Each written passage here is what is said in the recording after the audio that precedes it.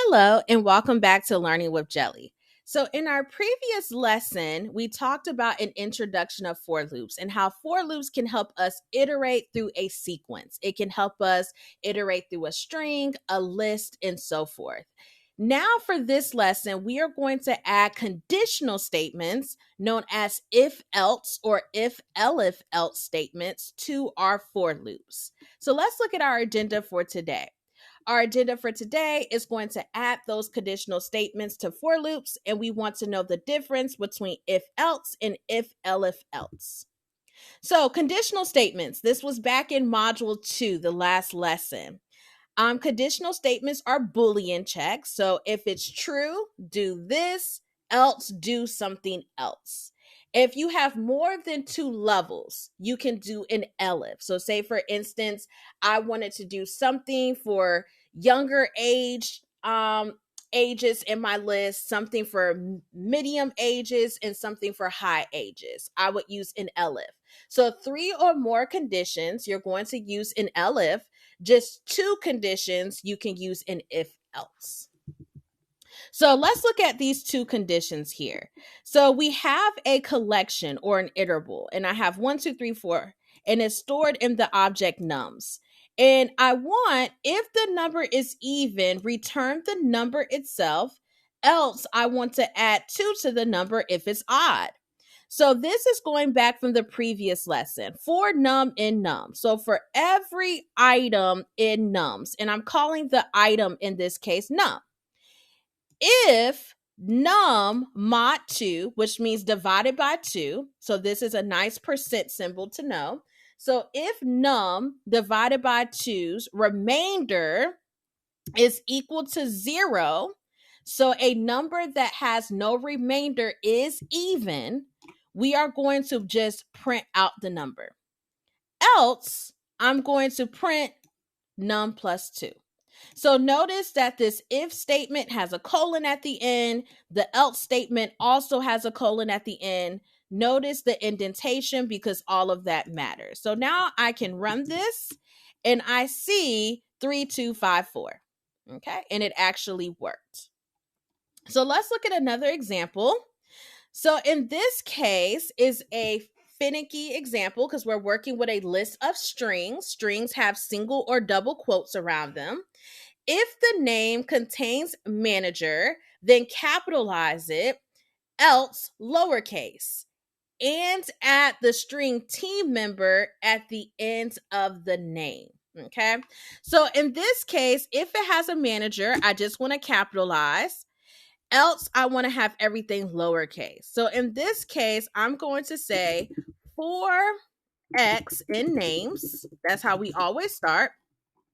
And now I'm going to do some conditional statements. So I'm going to say if, and I'm going to put single quote MGR in name in X. Sorry. I want to do something. I want to capitalize it. I want to print off X dot upper because upper is the method to help us capitalize. Else, I want to do something else. I want to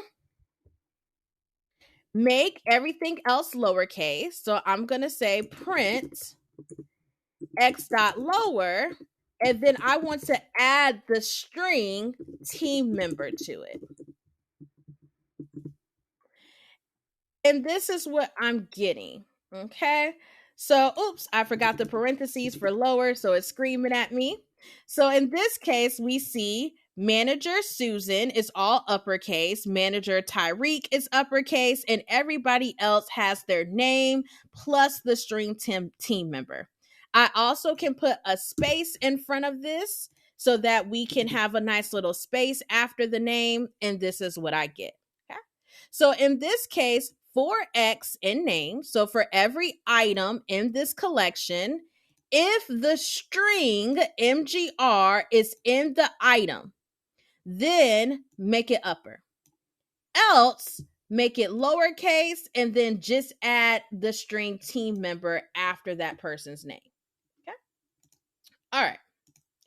So now let's look at 3 or more conditions. So in this case, they want us to create a for loop that adds the string east to each item that starts with E, west for each item that starts with W, or other for every other item we don't encounter. So pretty much I have this list of regions. If it begins with E, I want to add east at the end. If it begins with W, I want to add west at the end. And if it begins with anything else, I want to just add other. It's in an other region. So let's create our for loop, our first line, as always, for X in regions.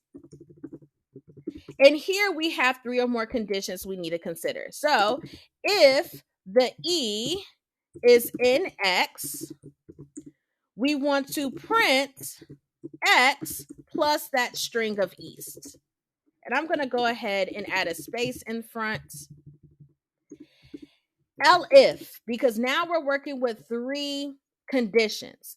If W is in X, we want to print X plus west. And let's go ahead and add a space.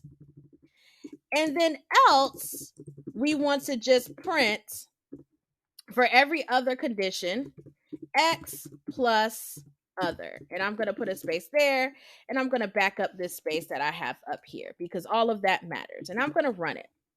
And here I get out exactly what I'm looking for. If it starts with E, we have added east. If it starts with W, we have added west. And for S and M, they're in the other region. So if I have 3 or more conditions, I'm going to use the if, elif, else. If I have 2 conditions, I'll be fine with if, else. All right, so let's look at a quick summary. If else statements are Boolean in nature and check if one condition is met or not. You're going to use the if, elif, else for 3 or more conditions, and this is great when we want to reduce code redundancy. So that is all in this lesson, a little bit longer of a lesson, but hopefully it made sense.